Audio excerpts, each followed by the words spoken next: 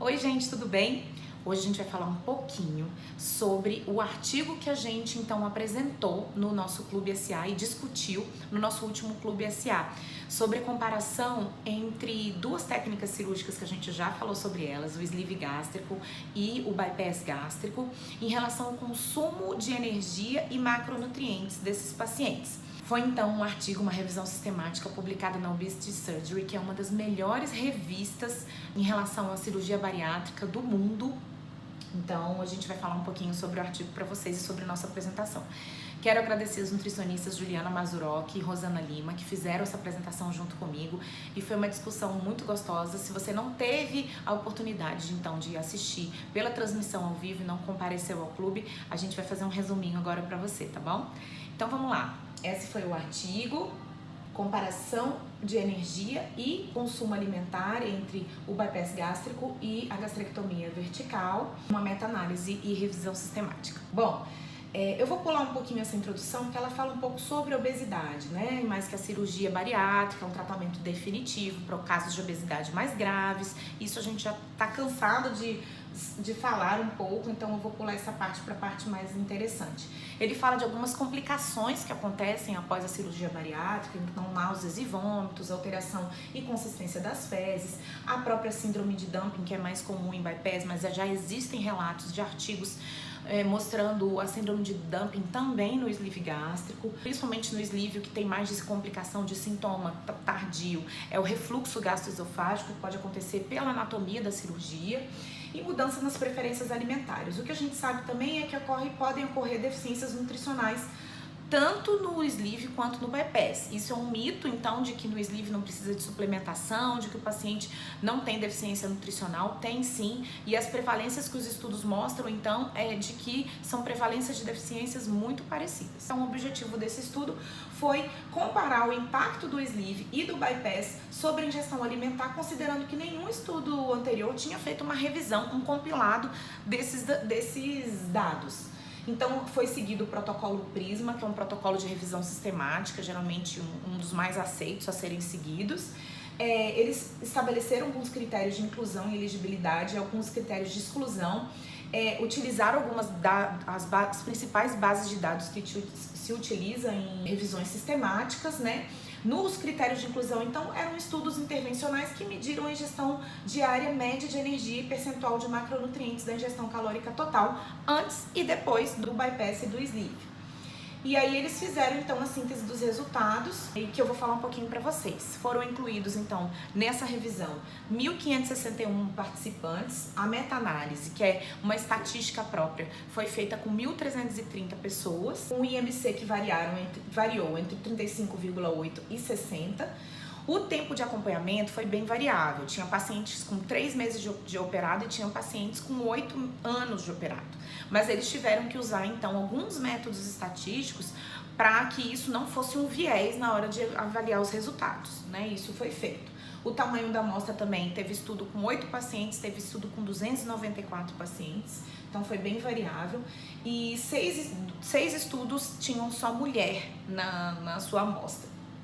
Então, esse é a figura 1, que é o flowchart, que a gente geralmente faz em toda a revisão sistemática, para mostrar, então, como é que aconteceu a seleção dos artigos para revisão. Então, de 1.440 artigos identificados na base de dados, no final eles ficaram com 18 estudos, foram 23 estudos, e 18 foram utilizados para meta-análise. E ele vai explicando no flowchart que alguns não obedeciam aos critérios de inclusão, então por isso foram retirados, e assim que o flowchart explica, né, como é que chegou-se então aos 23 artigos elegíveis e comparáveis. Eles observaram uma heterogeneidade, principalmente quanto ao tempo de cirurgia, aplicaram alguns métodos estatísticos, a gente não vai entrar em detalhes sobre esses métodos, mas foram métodos para que não houvesse viés mesmo na resposta.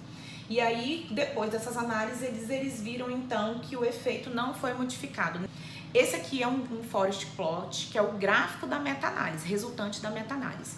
Ele separou por técnica operatória e no final o que a gente vê aqui, ó, quando ele avaliou todos os pacientes em conjunto, a gente avalia aqui por esse diamante que a gente chama, que houve então essa redução e que essa redução foi significante em relação ao pré-operatório no consumo energético, tá? E entre as técnicas também, tanto o bypass quanto o sleeve, houve redução então dessas calorias. No bypass de 1.215, no sleeve de 939. Então você vê que no sleeve a redução calórica é um pouco menor. Em relação ao consumo de proteínas, eles fizeram então uma meta-análise com 16 dos 23 estudos e eles observaram um aumento de 0,8 gramas por dia de proteína do pré-operatório para o pós-operatório.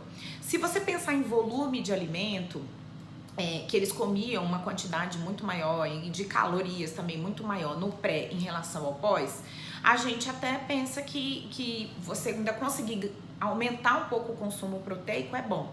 Mas um incremento de 0,82 gramas, né, 820 miligramas de proteína ao longo do dia, para o que a gente precisa para um paciente operado, é uma quantidade muito pequena. Então, assim, a gente persiste em tentar fazer com que o nosso paciente ingira mais proteína no pós-operatório, mas mesmo assim a gente observa, e é o que a gente vê na nossa prática do dia a dia mesmo, a dificuldade que o paciente tem de aumentar o seu consumo proteico.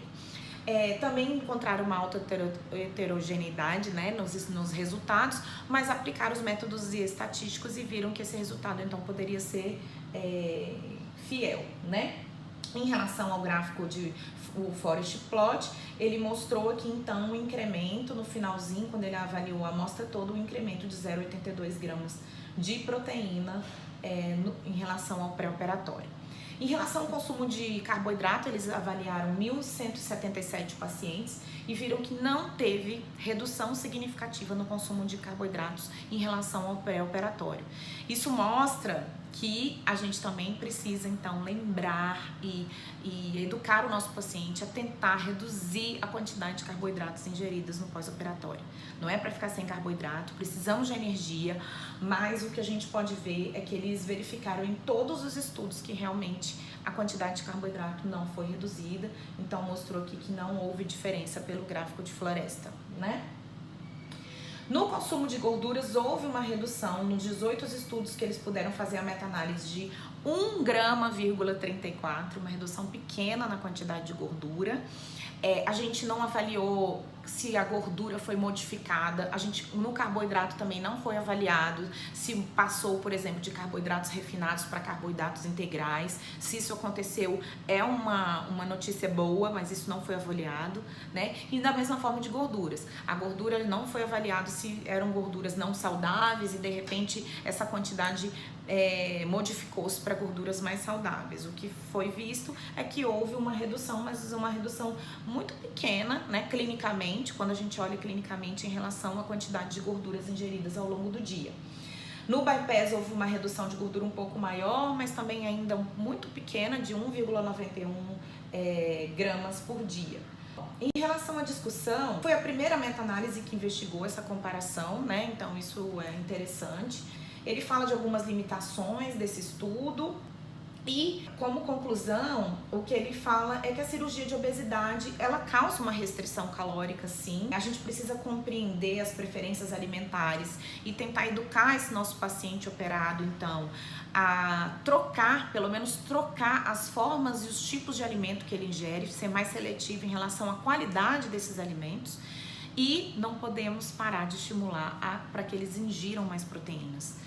Tanto no sleeve quanto no bypass, gente, porque mesmo o sleeve sendo uma técnica apenas restritiva, faz com que o paciente, justamente pela restrição do estômago, não consiga ingerir uma quantidade que ele precisa, que é de pelo menos, a gente pensa em 1,5 gramas de proteína por quilo de peso por dia, né, que daria mais ou menos, se a gente pensar em gramas totais, de 80 a 100 gramas de proteína por dia.